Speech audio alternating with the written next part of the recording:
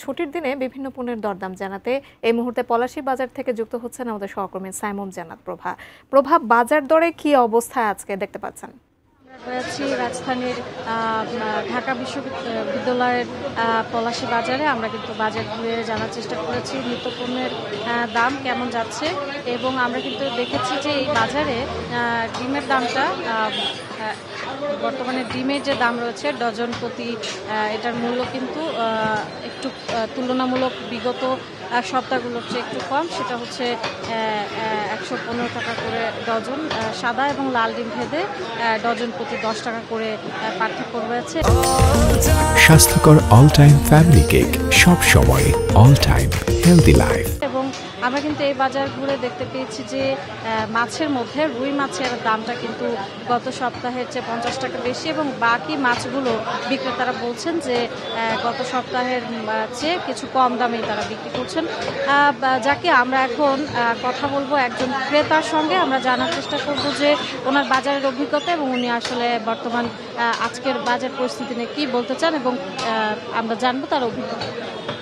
জি, আসসালামু আলাইকুম।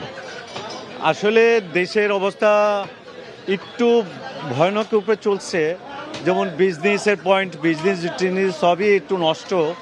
তো বাজারে যে আসতেছে, বাজারে সব কিছু দাম একটু বেশি, কিন্তু পৃথিবীতে সব জায়গায় দাম বেশি। কিন্তু আমাদের সরকারকে আরও একটু খেয়াল করা উচিত সব দিক দিয়ে, যে গরিবরা কিভাবে বাঁচবে। আমরা তো বাপদাদাদের টাকা চলতেছে, এখন তো পারতেছি না যে আগে কিভাবে আগাবো।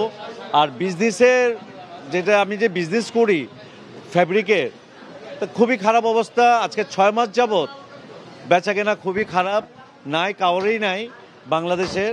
কিন্তু বর্ডার সাইড, কাস্টম সাইড অবশ্যই সরকারকে দেখা উচিত। ওরা কিভাবে মাল নিয়ে আসে আমরা পারতেছি না, আমরা ডিউটি দিয়েও মাল পারতেছি না।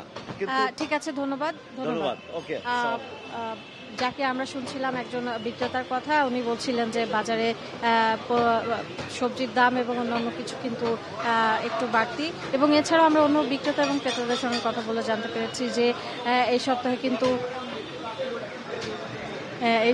কিন্তু সবজির দামটা গত সপ্তাহের চেয়ে কিছু কিছু বেশি রয়েছে। যাকে এই ছিল পলাশী বাজার থেকে নিত্যপণ্যের দাম নিয়ে এখনকার মতো সব শেষ।